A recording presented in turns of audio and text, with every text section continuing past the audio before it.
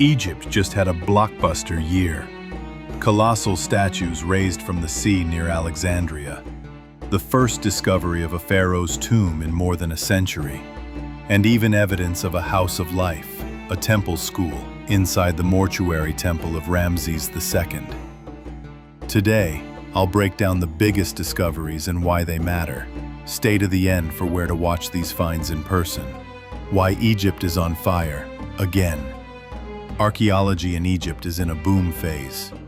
Officials say around 300 excavation missions are active across the country, with new artifacts turning up constantly. That momentum is feeding fresh museum displays and exhibitions across Egypt. 1. Sunken city statues off Alexandria. In late August 2025, Egypt began lifting spectacular artifacts from the seabed of Abu Qir Bay, the area of the ancient city Canopus. Crews hoisted statues, coins, pottery, and parts of a merchant ship, including a quartz sphinx bearing the cartouche of Ramesses II. The operation followed UNESCO underwater heritage rules, with only select pieces brought ashore for conservation and display in Alexandria. These finds highlight how earthquakes, rising seas, and liquefaction buried parts of ancient cities, and why underwater archaeology is crucial for Egypt's story. 2. First pharaonic royal tomb discovery in 100+ years. Near Luxor, a joint Egyptian-British team identified a tomb as that of King Thutmose II, the last unlocated royal tomb of Egypt's 18th dynasty. Inscribed alabaster vessels bearing his and Hatshepsut's names, plus funerary furniture fragments, clinched the identification. Flooding soon after burial likely damaged the tomb, but the find is historic, the first newly identified royal pharaoh's tomb since Tutankhamun's in 1922. 3. Abydos, tomb of an unknown king from a lost dynasty. At Abydos, Anubis Mountain, the Penn Museum and Egyptian archaeologists uncovered a 3,600-year-old limestone burial chamber for an unidentified pharaoh from the Abydos dynasty, Second Intermediate period. The tomb sits approximately 7 meters underground with mud brick vaults. Decoration shows Isis and Nephthys at the entrance. It's the second royal tomb announcement of 2025 and expands our view of regional kings who ruled during Egypt's political fragmentation. 4. Luxor, 3 New Kingdom officials' tombs. On Luxor's west bank at Dra Abu el Naga, Egypt unveiled 3 non-royal elite tombs dating to the New Kingdom. Inscriptions preserve names and titles, stewards and supervisors tied to the Ramesside administration, plus architectural features such as courtyards, multiple halls, and burial shafts.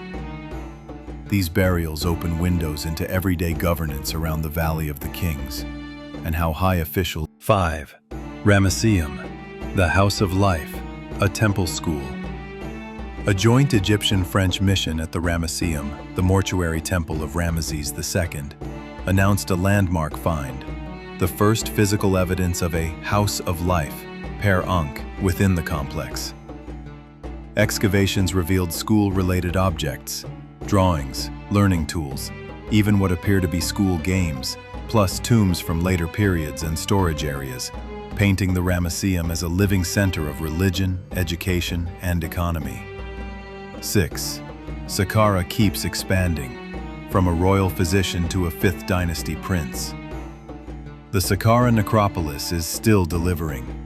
In January 2025, archaeologists announced the tomb of a royal physician, Teti Neb Fu, a court doctor under Pepi II, a rare glimpse into elite medicine of the Old Kingdom.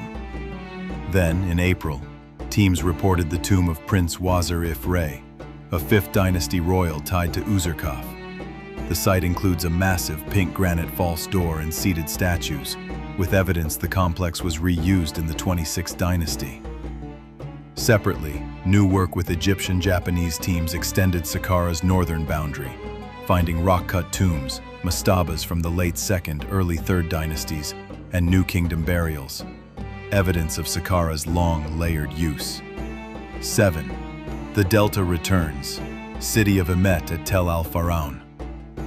In the eastern Delta, British archaeologists at Tel al-Faraun, Tel Nebesha, the site of ancient Emet, reported multi-level tower houses from the 4th century BCE, plus temple remains to the cobra goddess Wajet.